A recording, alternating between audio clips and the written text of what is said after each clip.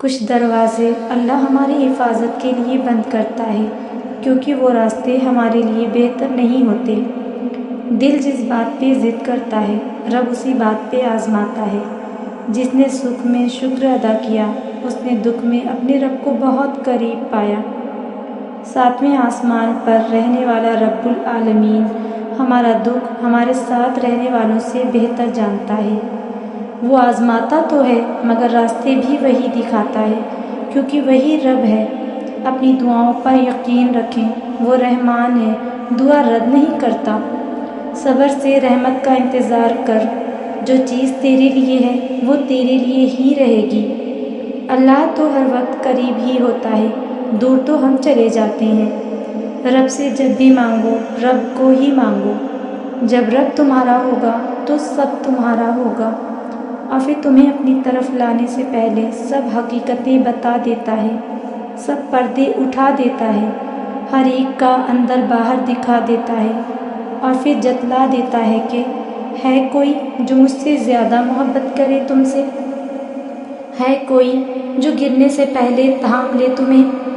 ہے کوئی جو اندھیروں میں اجالا کرے تمہارے لیے؟ ہے کوئی جو تمہارے بن کہے سب سن لے؟ ہے کوئی جو بن مانگے عطا کر دے؟ ہے کوئی جو تمہارے بس ایک قدم بڑھانے کا منتظر ہو اور وہ تمہاری طرف دوڑ کر آئے؟ ہے کوئی جو بس تمہارے ایک آنسو کا منتظر ہو؟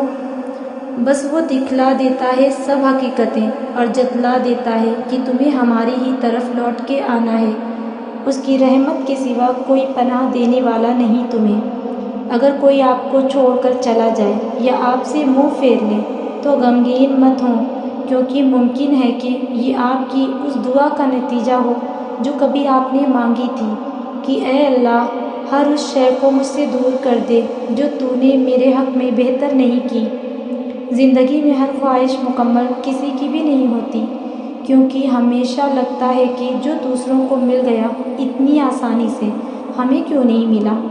ہماری خواہشات کی کوئی حد نہیں ہے۔ ہم کہتے ہیں کہ لوگ ہم سے راضی نہیں ہوتے، ہمیں سب بھی مل جائے پھر بھی کاش رہ ہی جاتا ہے۔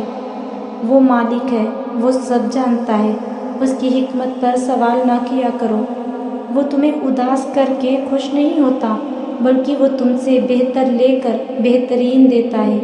بس صبر کرو تم اور دیکھو وہ کس قدر رحیم ہے۔